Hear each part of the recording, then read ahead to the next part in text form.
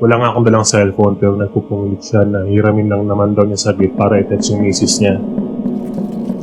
Biglaan na lang niya pinasok ang kamay niya sa hawak na bayong at parang may hinahanap. Nagmamadali niyang pinalikal yung bayong na akala ko man natakot ako. Hindi na siya yung mabait at kalmadong tao kanina. Iniisip ko kung ano yung kinukuha niya sa bayong.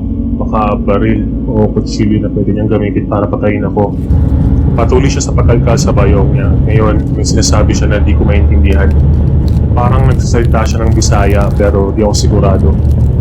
Ano pa man yun, alam kong hindi yun maganda kasi galit na galit yung tono ng boses niya.